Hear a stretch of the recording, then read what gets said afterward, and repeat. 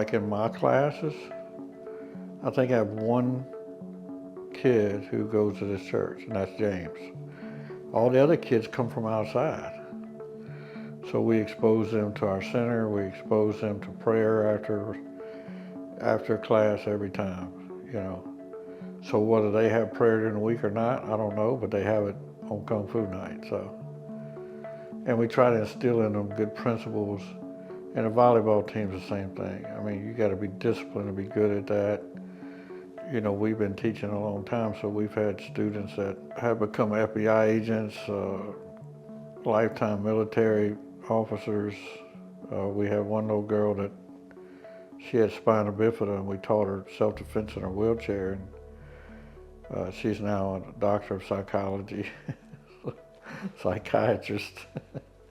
You know, we enjoyed being part of those kids' lives all those years, and it's always fun to see them learn something new and go, wow, you know. But the cool thing is when you see they got it, when you see the look on their face like I did it, something they said, you know, 2-3 weeks before, I'll never be able to do that. I mean, I've experienced that myself, so believe it or not, there was a time when I could do 3 backflips right here. I wouldn't try that now, but, you know, we taught in that school for close to 20 years. And we had 3 locations. We had 140, 150 students at any given point, adults and children. After doing that 20 years, my wife and I both were like, man, I'd sure like to go study some more myself. And we found the opportunity with Ye John Zhong, who was a Chinese fellow who started training at 3 years old in China. Trained at Shaolin Temple some. He was selected by the government to be a Kung Fu teacher at a young age, so they sent him all the best teachers, and he was actually at Nanjing University at 17, he was a professor of history and professor of martial arts. He's a professional is what they would call him, professional martial artist. So like, man, this is a golden opportunity, you know, so,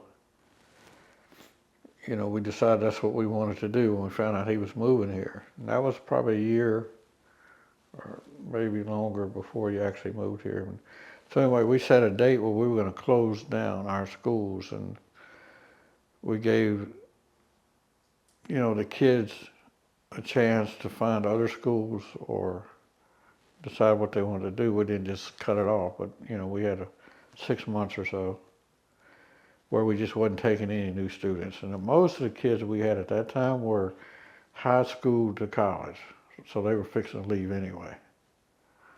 And so it was perfect timing.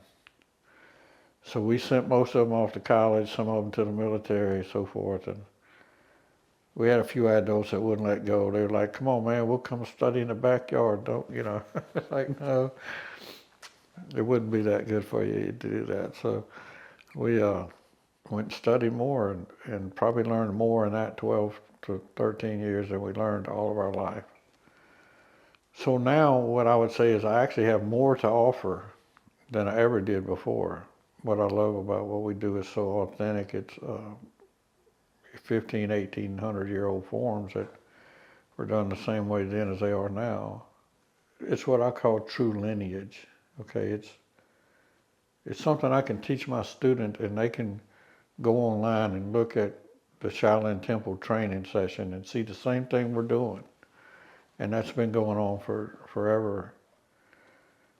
So, you know, I like the idea that, you know, my teacher taught traditional Kung Fu, where traditional Kung Fu was absolute traditional movement, just like they did way back.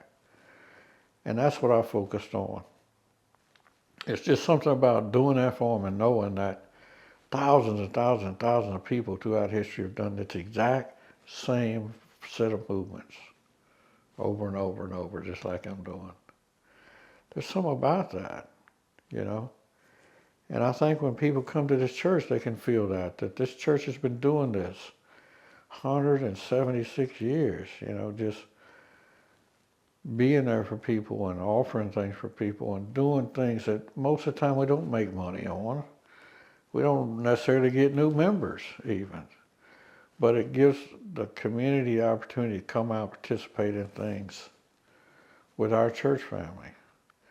That's what the center should turn out to be at some point. Now, how long will it take? What will actually be done there? Who knows? But its intention was to bring people into the community, from the community into our space. Whether they stay or not, I mean, that depends on how we make them feel, right? It's a space for people to come and enjoy who we are, yeah. And it's people that come there aren't usually coming here. Just show up here on a Sunday night when 100 kids are playing volleyball in our gym and see, just walk in there and just feel the atmosphere. Just see what's going on. I mean, how you couldn't support that, I don't know. Those kids are as happy as they can be. You know, just enjoying that physical activity. It's just a great thing to see.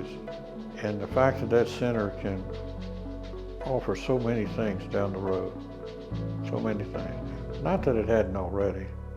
Even before we got new walls, it was doing its work, but you know, the possibilities are always there to do other things.